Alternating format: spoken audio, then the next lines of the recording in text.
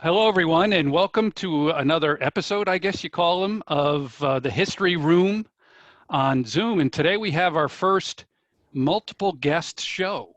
I've only had one-on-ones previously, but today we're talking with two terrific people. And the topic is the Jacob Leisler Institute for the Study of Early New York History. And what our guests tell me, it focuses on the critically important but vastly underexamined period of history from 1664 to 1775, when New York was an English colony. And during that time and place, a unique culture developed. We're going to get into that a little bit. No longer Dutch or English, but New Yorkers and New Jerseyans. And some of the legal rights and cultural expressions that we cherish today developed during this period. And our guests are the director of the Leisler Institute, David Voorhees. David, welcome. Morning. Thank you. Thank you for having me. And Tina Leesom, who is a volunteer and all-around, I guess, helper at the Institute, and someone a lot of you know from her work at the Hudson Library as well. Tina's involved in a lot of public outreach and other important work at the Institute. So welcome, Tina. Hi, Gary. Thanks for having me. Yeah. We're happy to participate. So this is a terrific topic and an institution. So David, I'm going to start with you and ask you, how did the Institute come to be, and what's it all about in your words? All right. Well, it began as an outgrowth of my doctoral dissertation at New York University. At that point in time, I'd been an editor with the papers of William Livingston, who was the first governor of the state of New Jersey and a descendant of Robert Livingston's. And my doctoral dissertation had been on Leisler's Rebellion, which occurred in 1689. And Jacob Leisler assumed the government of New York from 1689 to 1691.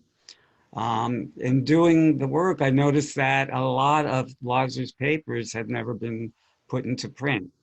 So I began collecting the papers and established the Jacob Leisler Papers Project at New York University in 1988, I believe.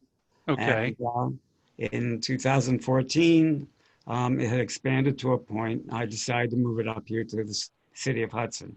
Oh, terrific. And so that's why, because your paper's focused on Jacob Leisler, that's why the Institute bears his name. That's correct. Okay, terrific. So you say in that little intro that Tina provided me on the focus that this underexamined period from 1664 to 1775, when New York was an English colony, why do you say that period was overlooked and underexamined? It's been, well, to begin with the American Revolution, the focus became toward a different, toward New England and Virginia, toward the Chesapeake and the New England colonies. So New York was rather neglected in the study of early American history. As we know, the New England historians dominated Exactly, in the historical narrative. Also, one of the reasons is because New York was something other. It wasn't purely English. It was a mixture of many nations and had a Dutch foundation. So that was another reason for the neglect. In recent years, the New Netherlands Institute has done a terrific job in translating and uncovering the Dutch history of early New York in the Dutch period. But the English period still has remained primarily underexamined. So I'm sorry? I said that's interesting, and it's, you say this mixture of New Yorkers and New Jerseyans, right? And how did that, culminate? What was the culture of this sort of mixture that you talk about? Well, primarily it had an underlying Dutch foundation. Okay. From the period when the major settlement had been under the Dutch West India Company, and after 1664. As the population increases, it begins to move up the Hudson River, up into the Mohawk Valley, Okay. And across into East Jersey. So you get an underlying Dutch foundation. You begin to get large groups of immigrants coming in. Now, New Netherland had never been purely Dutch. It had been a mixture of many nationalities to begin with. In the early English period, you begin to get a lot of Huguenot refugees coming in, fleeing Louis XIV's policies Right. against French Protestants. You begin to get other nationalities coming in. You get a movement of New Englanders moving into the area. And so you get a real mix of peoples settling in this region. Then you get the Palatines coming in. Germantown, of course, is the most famous Exactly. settlement. I have some ancestry there in Germantown, I'm told. Yes, There's you do. I know. some Sheffers down there. Exactly. So, and it's a result of this whole mixture with this underlying Dutch foundation and this English administrative culture coming in, that you begin to have a transformation of New York into something that's neither purely English or Dutch, but it's a mixture of various cultures. It's a New York. So David, we say that some important things were done during this period, some sort of cultural expressions, legal requirements, et cetera. How do we look back on that period, and how does it affect our lives today?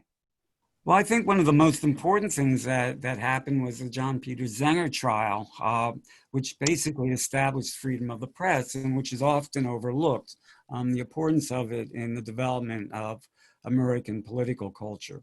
And I think that that's just one of the many factors that. Yeah, David, he wrote for, Zener was the editor of, was it the Bee or? No, that's later. It was a New York, I think it was a New York Weekly Journal. The New York Weekly, I'm sorry, yeah. Right, in 1733, and he had published a number of articles criticizing the then English governor, Cosby. And as a result, he was prosecuted for libel. Right. Andrew Hamilton, who's no relationship to Alexander Hamilton, at that point was the most prominent lawyer in America. He was in Philadelphia, and he said that you had to prove that the statements that Zenger had made in his paper were untrue, and the jury found on Zenger's behalf. Well, I should know this. I apologize for mixing up all of I'm a former journalist myself, so I should know this history, David. That's so things like that happened in this area that, again, of course, are the foundation for much of the way we conduct ourselves in this country today. And I know, Gary, I did the very same thing just a couple weeks ago. There was that trial in Hudson, also a libel case, so yes. I did the very same thing. Yeah. And Hudson has, as I remember, because I worked at the Hudson paper, the Register Star is actually the longest continuously published, in its predecessors, paper in the country, I believe. Oh. I could be wrong about that, but anyway, so sorry to jump in the middle there. So one last question for David, and then I'm going to jump in with Tina. So Leisler himself, the namesake for your institute, you say it was not a easy, 1869 to 1871. His administration was did not go well. What happened that leads you to make that judgment, David? Well, Leisler's administration was a result of the Glorious Revolution in England, and that is when the Protestant William, the Dutch stadtholder William of Orange, and James II's daughter Mary came into England and replaced the Roman Catholic James II. Right. And there were rebellions in the various American colonies. And Leisler's rebellion, which was not originally led by Leisler, but was a general rebellion against James II's government here in New York. Leisler was elected by a committee of safety to oversee the government as a caretaker until William sent in a new governor. So for 2 years, Leisler administered the colony, and what happened is that it bitterly divided the population. There are a lot of reasons for this. The leaders of the opposition were actually Leisler's own in-laws. So it gets into I know how that is, David. I know how that is. a very bitter familial feud. And the result was the incoming governor accused Leisler of treason, had him tried, Right. and he was executed by hanging till half dead and then beheaded. 4 years later, Parliament reversed the court sentence and reversed the attainder against Leisler, basically declaring that his administration had not been treasonous or illegal. So I'm sure that Jacob was glad to hear that after having been hanged and beheaded, right? That he had been exonerated.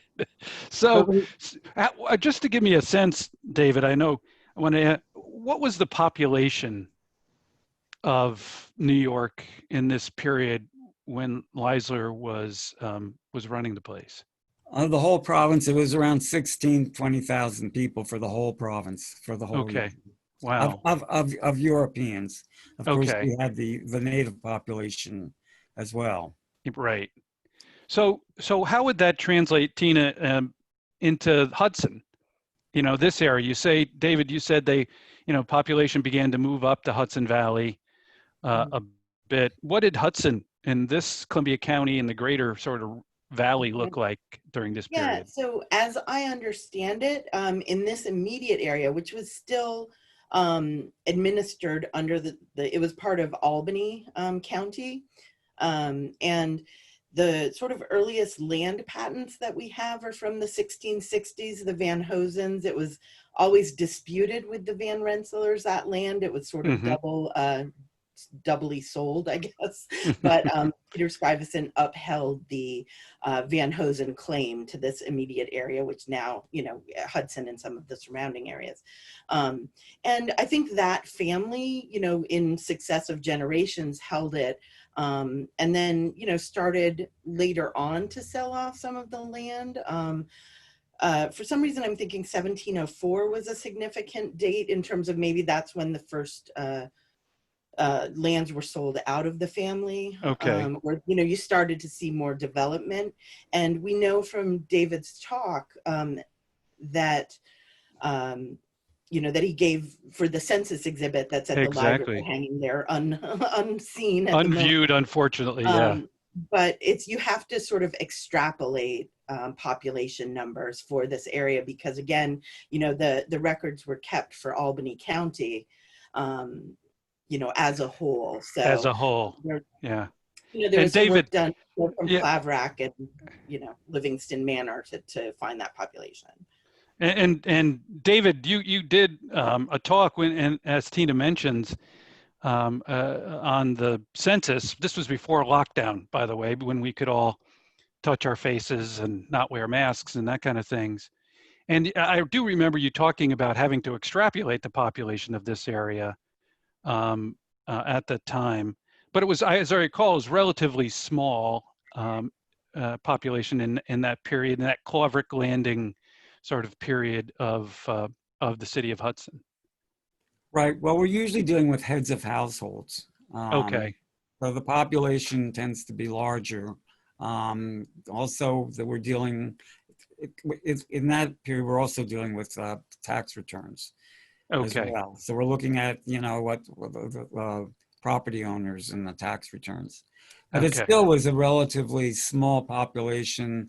It began to increase greatly toward the end of the period, so that by the time the Nantucket proprietors came in, this area was probably as thickly settled as any rural European county.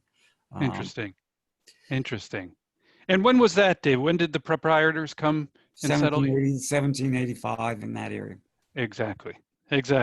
Okay.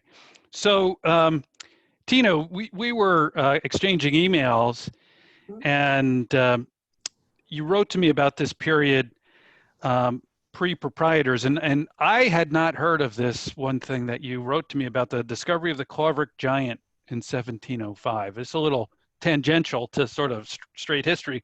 I had never heard of it. Yeah, What was it? so it's actually a fairly significant event in terms of the history of science.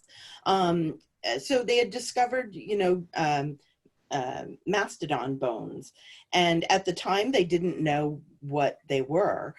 So there was sort of a debate between religious authorities and scientific authorities about these bones. What were they? And it was posited that they were the bones of a giant, sort of proof of the biblical flood, just here on the shore, north of Hudson. And some very famous figures from that era were involved.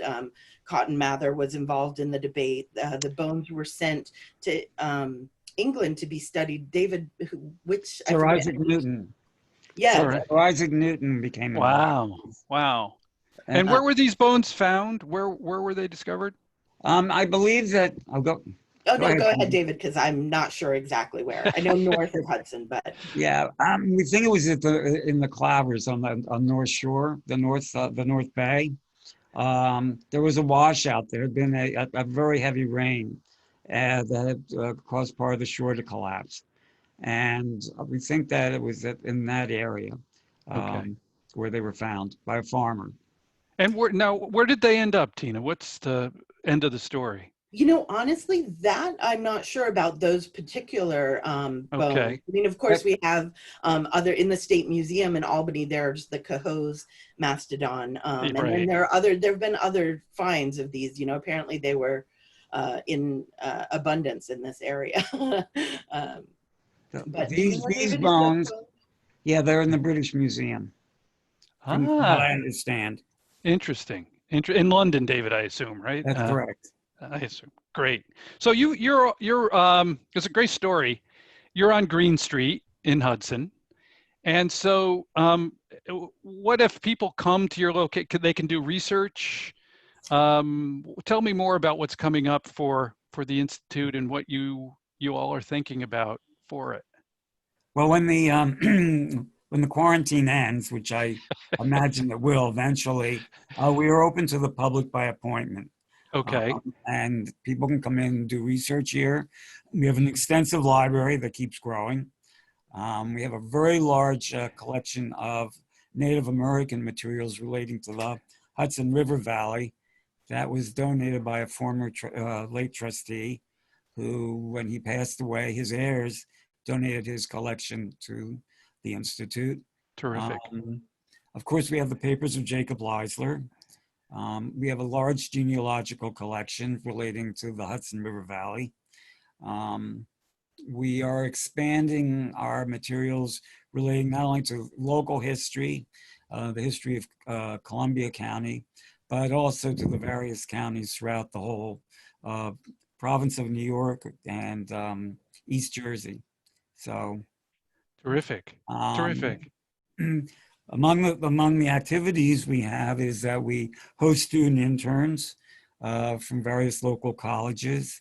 This past semester, we had interns from SUNY New Paltz and Columbia Green Community College. We continue to expand that. We hope to involve more local colleges and universities in the program. We have our lecture series at the Hudson Area Library. I'm familiar with it. In connection with the history room. As a result of the pandemic, we are trying to expand our internet presence and our ability to, connect more with the public via the internet. So that is a major undertaking we're doing right now. And you're funded, I assume, by donations, David and Tina, right? That donations and other grants and support? We're largely funded by private donations. The Leisler Papers Project is a National Historical Publications and Records Commission project. We've been funded in the past by the NEH, for example, and various grants. And we are now seeking grants as well as public donations and private donations. Terrific. Well, we'll direct people to your website in the link that we post on the library. And David had mentioned the History Room Connection lecture series, really popular when David comes in and talks about this period. You know, the thing about the history, at least for me, we talk a lot in Hudson about the history from the proprietors forward. You know, and when I was growing up and I was a reporter in Hudson, we studied the bicentennial of both, as I mentioned earlier, the newspaper and of the city itself.